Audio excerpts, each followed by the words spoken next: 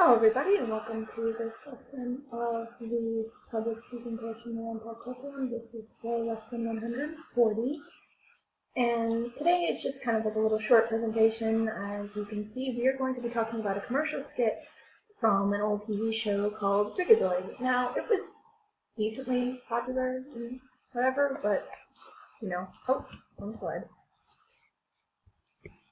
So, what it was this animated superhero show, and it was produced by Steven Spielberg, who, if you don't know at this point, then you must be living under a rock, and if that's the case, welcome to the real world. But he also produced a lot of cartoon shows, which can surprise a couple of people. Frankly, it doesn't surprise me.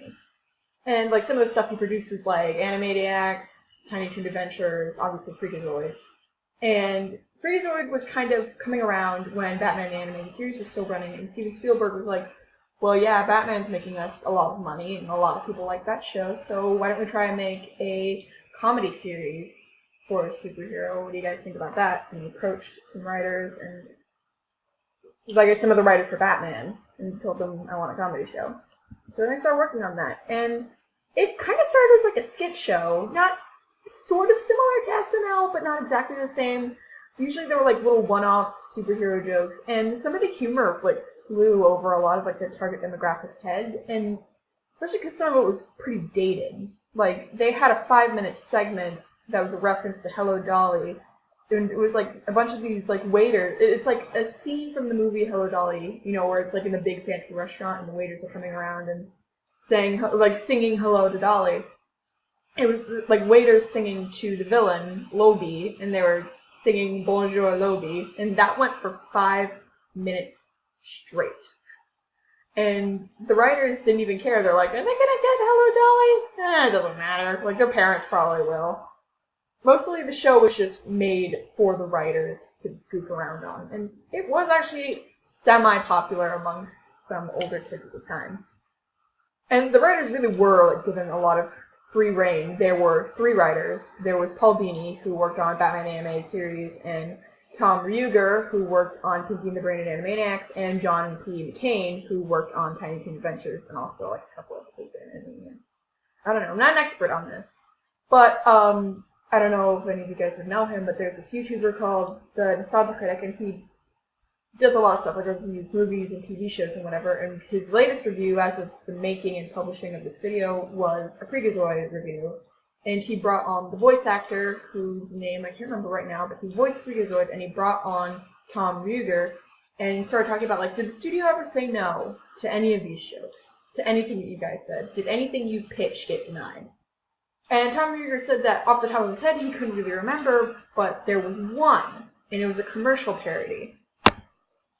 And at the time, there was like this cruise line thing where everything was like grayscale and black and white, and all very like somber and relaxing. Like, oh, life is stressful. Come ride our cruise, and you will relax and all this stuff. And the writers and animators were pressed for time on the pitch, so they threw together a parody commercial. Like, we don't have anything to show you right now because we're really behind, but Freakazoid. It's our TV show, and all this stuff, and they were making fun of the skit. And Spielberg and the producers thought it was pretty funny, but the legal team's like, no, this can't air, you guys, because if we do, it's way too similar. We're going to get a lawsuit on our hands, and we are not having a lawsuit over Freakazoid, which granted is fair. And it actually wasn't too long after that episode where it started to die off a little bit because airing dates for WB Kids kept getting swapped around. Like, it would air at this part in the afternoon, and then without announcement it would change to later in the evening or early in the morning. And one of the things that definitely did kill it was WB Kids' Big Kids Go First slot, where it had like some of the older kid cartoons playing in the morning. And it was supposed to be like, yeah, the big kids can watch the cartoons before they go to school, and then the little siblings can have their stuff before they do whatever they do. And it had Freakazoid airing at 7 o'clock in the morning. And I don't know about you, but being a big kid, i.e. a teenager, I will never wake up at 7 o'clock willingly. I'm going to tell you right now.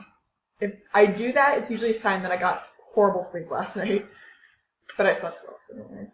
And it was because of that, like, the ratings started to drop because less people that watched the show were able to watch the show. Because, again, no one's awake at 7 o'clock, and definitely not people that watch Freakazoid, which were, like, some adults and older children.